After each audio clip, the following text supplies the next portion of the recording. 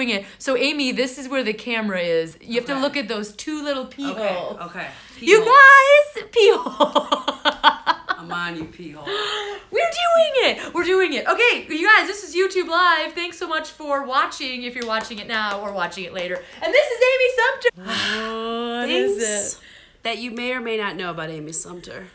Because I've got a thing for Tommy Lee Jones. I do. And last year when I was working at Field Notes, I met a young woman named Shay Cahill. And she had drawn this little guy. Let's go in there for another one. This little guy. Okay? Looks good, looks good. And I was like, who is that? And she was like, that's what I think about when I think about Tommy Lee Jones. And I went, hold the phone. Stop. Do you know that I will be the sprinkles on his donuts? Okay? That's a fugitive quote, all right? A reference, I should say. That's not a quote. References and quotes are two different things. Silly me. So then I asked her, I was like, will you draw me as a donut with sprinkles? Oh my God. So wait, let's get this right. So that is you. I'm the donut. I'm getting a reflection. And that is Tommy Lee Jones. Tommy Lee Jones. He's a little... Is that a belly button? Let me see. What's going on? It is! So I got this from Shay. She just gave it to me. Look at this. Oh my gosh. I just love art. Oh. Okay. So did you find that whilst you were cleaning? Or did you always have that proudly displayed? I always have that so that when I'm sitting here on my couch watching watching my stories, okay, I could just look at all the things and you'd be like, sprinkle to me, Tommy. You could be like, Tommy Lee Jones. Tommy Lee Jones. Amy. Shay Cahill thinks you're a dog. That's what I think. No, I don't. That's well, the Amy, first I've ever thought I'm going to put this on my head because my hair is crazy. I have a thing for Mr. Robot and hiding my greasy hair. Ooh, okay. When did your thing for Tommy Lee Jones begin? Breaking news! It began when I saw The Fugitive at Tradewinds, the theater that charged you 99 cents to see movies when I was like in middle school. Well, maybe I was in high school by then, because I'm an old bee. I don't know. So, wait a second. It was 99 cents, so it was a hot deal. It was a hot deal. Like, you go... And you met Walgreens was next door. So you could go to Walgreens. Get that candy. Get that candy, stuff it in your purse. And, of course, like, everybody's coming into Tradewinds. Like, you can't put a movie theater next to a Walgreens. Yeah. Like, who's the real criminal? Yeah. Okay. And I just remember sitting there and I was having some feelings. Yeah. But so you were like a little tingly. Yeah. I've always had some feelings for the men's though. Like I've had crushes since I was, four. Before I could even remember, my mom was like, you loved Eric Estrada. Eric Estrada was your first crush. Yeah, I said Derek Estrada like a real idiot. That's okay. Eric Estrada was your first crush. Yes. Do you name your top five crushes? I mean, Tommy Lee Jones. Tommy Lee Jones is definitely up there. I know of someone on Game of Thrones. I love the Hound. But I don't know if he's like top 5. I know. Don't tell the Hound. I don't even think Tommy Lee Jones makes my top 5. Oh my gosh. I know. You've got so many wieners on your list. So many wieners on my list. Number 1, Josh Homme, lead singer of Queens of the Stone Age, who I get to see on Saturday. 4 days later is my birthday. He doesn't know I'm gonna celebrate with him. I would have a restraining order. Don't tell him. I don't want him to get scared. Don't worry, not that many people are watching. And I don't know how to do... Oh, it says poor connection. Are you even going live? Who knows? Who knows? Who even knows? We're chatting it up. Tommy Lee Jones don't even know how much I love him. I know. So your number 1 is... Josh Homme. Homme, like Tommy. Do you have any pictures of him? Oh, I do right there. Oh my gosh. Right I'm there. such an idiot. I thought that was Marshall Mathers. I was like, no, I'm Slim Shady. No. It's like, why does Amy love Marshall Mathers so much? No. That makes more sense. Yeah, that makes way more sense. Rob Ventura. Okay. Ex-disgraced manager of the Chicago White Sox. 12 years old, right here in my heart. Yeah. Love him. He's not the manager anymore, and I'm upset about that. But did he have a mustache? Fine. He doesn't. I'll show you his bobblehead, though. She has a bobblehead she's retrieving, YouTube. Oh, okay.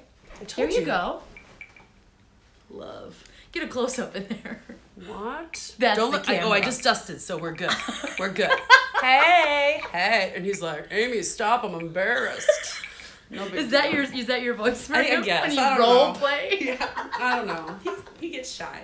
Both men so far are very married. And even in my fantasy world, I respect that marriage. So in your fantasy world, when you're like, I'm going to smooch, you're like, just kidding, you're like, married no, man. You're married. What What a fantasy you I have. know. It does help turn off the libido, though, like when you meet like a real live dude. But lately, like, I've had some crushes on men who have girlfriends. Oh, gosh. And I haven't been able to turn it off because I've Oh, just been no. like, they're good men, and it's just. Well, as long as you're like stabbing yourself I'm just in the like, thigh. no! I turn into Will Ferrell from Talladega Nights. So I'm like, I am paralyzed! And paralyzed with love. Oh, Amy Sumpter. Well, Amy Sumpter, tell the people what you do. I mean, you're a comedian, a director, Yes. a storyteller. Tell Yes, everybody yes, your yes. bio. I mean, she doesn't just have an eclectic list of men she fantasizes about. I do, though. I do. She also does a lot of great things here in Chicago, and I want to talk about a little bit about your creative process. Okay. So tell people what you Okay. do, and then we'll get into it. I've been doing stand-up 10 years. Been acting since I was like 12. Just school plays, all that stuff. Let a couple people take pictures of me that probably I shouldn't have. You know what I Wait, mean? what's happening? Yeah. There was a guy I worked with at medieval times, and he was gonna take my headshot. Nothing happened because Okay. I'm that person again, and I'm just like, you're not gonna take advantage of this. So you were working at Medieval Times. As a photo wench. And I was convinced that is where I was going to be discovered, okay? With my fake British accent in You're like, Sumpt, good day, Illinois. I want to take a picture, good day. I was like, tonight you were cheering for the evil and vile Green Knight. A star is born. Ah! And then I would like stop and be like, what? I So didn't get discovered. someone did find you. Well, Donny Osmond came to the show once. Didn't even look at me, but whatever. He's it's not the fine. one that took your picture, right? No, but it was a guy I worked with. Breaking news. Just kidding. Yeah. Donny Osmond, now in the top 5. Okay, Not got in the top 100. Take that, Donny. You got burned, You Donny. got burned. I'm gonna take you down. But he was like, I take pictures. So I went to his other job and he took photos of me, and like some of them were great, but like What was his job? Like, it wasn't like a he was job like in a 1 garage. hour. No, but I think he worked at like Wolf Camera. Remember those? No, but Yeah. yes. Yeah. Like we were in the back room taking photos, and I'm sure if I was like, take one of me without my shirt on, he would have been like, yes. But I was like, no. Yeah, Like, you were all business. all business. Because I was convinced. I was like, I am an actress. This is what actresses do. Mm-hmm. That's not really what actresses do though. To go to the back room of Wolf Camera. The one time I found something in the newspaper and I called. There's a phone number and they were looking for actresses. And I was like, Mom, Dad, do you think this is real? And my mom was like, I don't know. Call, find out. It's like, still supportive. Hard love, man. So supportive, Deb. Ugh. So I totally call. And this guy's like, yeah. And I'm like, this is my big moment. I'm like, I'm calling about the acting position. And he was like, oh, you're an actress, huh? Oh, no. Yeah, right away I was like, he is not my friend. Red flag. So he was like, yeah. And then he like started asking questions. I don't remember what he asked, but I just remember being like, ooh, and I just hung up. And my mom was like, so what happened? I just talked to a 40-year-old man. Probably. And what's crazy is like 40-year-old man like to a high schooler, like, ah! And now that I'm like 40 is like, oh, I'm like, hey, maybe he was 60, okay? But I'm saying that's an inappropriate time. Totally inappropriate. I'm not slamming on 40-year-olds. Yeah, I know, but like except for 40-year-old men who are wanting to call high schoolers. like 16-year-olds. Yeah. Roy Moore. Yeah. Ugh. Yeah. Topical. Predator. So hey, from that transition. I know, it was great. Predator to love. Predator to this. So you're doing comedy now. Uh-huh. You're still and acting, yes. Yes. And you're doing a lot of stuff with the Kates. Yes. And beyond. And you also direct things. Yes. So what do you find, like, your creative process? Like, when you're doing stand-up comedy, do you do a combination? Like, do you sit down and actually, like, write stuff out? Do you work more on your feet? What is your sort of comedy creative process? I think I do both, because I remember when I first started out, like, I would just go on stage with an idea, and sometimes it was great, sometimes it wasn't. So you just riff. You're like, okay, this is a totally topic. Totally riff. And especially like in a Kate show, like it's such a welcoming audience. Like I've bombed so many times where they're like, and they were nice about it, and I thank them for that. But I remember like I took a class and the teacher was like, oh no, that's not how you do stand up. Even though like I think that's how they did stand up. So then I was like, oh God, I'm doing it all wrong. So then I started doing my set list and like repeating jokes. And like, yes, like you absolutely 100% you get better when you do that. Like honing, you're saying. Like, totally. there's a difference between like a riff and honing. Absolutely. Because like, don't get me wrong, some riffs in the moment, like, especially like when I'm hosting a show, if someone talks about something that like sparks something in me, like I've actually gotten some really good bits out of that. Yeah. But also like I never want to like take the spotlight away from the performer, you know, I don't want to do that, or like, oh, this is how you should have written the joke. Like, no, but just like my own take on like what they said, or like it awoken something in my brain. Yeah, well, you're mentioning something whatever. really cool of like riffing as a host is like how to enhance the show and make the transition smooth for like the greater project, and not like, you know, sort of make the performer before or after feel less than. Exactly. Because that's a great balancing act, because I don't think some hosts can perfect that. And I've seen you do that where you're like, well, speaking of that, and you take it in a different turn that sort of is inclusive, as opposed to be like, your joke was stupid. Listen to me now. Right. But also, too, like, when the energy is great, because I know, like, one time talking to you, you were like, one of the best things you could do is, like, change the energy of a room. Right. And, like, absolutely. But you can change the energy, but still keep the energy high, you know? So I think sometimes, too, like, when, like, someone's just killed, and, like, I want to get that show because the energy in the room is great. Like, keep that vibe going, but also make it, because like I've followed people who've killed and just been like, oh my god. It's like, it's an amazing thing, right? Where like somebody kills and you're up next, and like there's that moment of like, I want to go home. Yes. But then you get out there. Have you ever done it where you just like ride the wave? Yes. And you're like, we're gonna both live forever. Exactly. But that's the thing though. Like, there's that moment where you're like, seen it. Where it's like it doesn't work out, but then I've experienced it where it has not worked out, and I've experienced it where it's been like, holy fuck, like we're bringing. Oh, I didn't mean to swear. Oh, that's okay. That's okay. But like I brought everybody up, you know, because like that's great, because it also too like then it feels like everybody's part of the show, and I always love that. Like especially like because stand-up comedy, like I think comedy too is so flippin' subjective. Oh yeah. And so many people have opinions about it, and so many people think like this is what's funny, this is what's not funny. Mm-hmm. But like I like the first time I ever saw Maria Bamford, like I didn't laugh once because the entire time I was just watching her and studying her and just like I was like, oh my god, like look what she just did. Oh my god, like she did that, and like it was mind blowing. You mentioned another really good thing too is like when you're in comedy for a while, or when you start to like dissect it, it's not like you're not enjoying it, but you are sometimes like looking. Yeah. You know, for not even just the tells, but like you're analyzing it. Oh, totally. You're really like, what is she doing there? How did she do that? How did she use that audience thing? What did she do for the character arc? You know, exactly, all that stuff. Exactly. And then the second time I saw her, I was just like, Amy, like simmer down, like just enjoy. And then once I let myself enjoy, oh my god, I laughed so hard. Yeah. So like instead of like I'm gonna watch, I'm gonna learn, because the thing is like when she's on stage, like she's just her. And I was like, oh, like, that's what I do. And, like, I'm not comparing myself to Maria Bamford. Oh, but, like, just have fun, you know? Because I think sometimes I get in my head too much and then I forget to have fun. Yeah. That's stupid. But I think another thing that you're talking about, which I think is really cool, and what I see when I watch you perform, is you are a performer, right? Like, you're somebody, like, you're talking about these non-tangible, like, energy, feeling, being self. Like there's this thing about a live performance, which obviously is not even being caught here. This isn't, I mean, even though it's live, you know what I'm saying? But there's that something where you can feel it in the air. Oh, totally. And I think you as a performer, you're someone who... I totally feed off the audience. You feed. So like if the audience isn't giving me anything, I'm like, work harder. Yeah. But sometimes it's worked against me, where I know like I auditioned for the Laugh Factory, whatever, and like Jamie was in the audience, and he was just like, you're just like trying so hard, but like right now, me and you talking, I like you, you're charming, like why don't I see that on stage?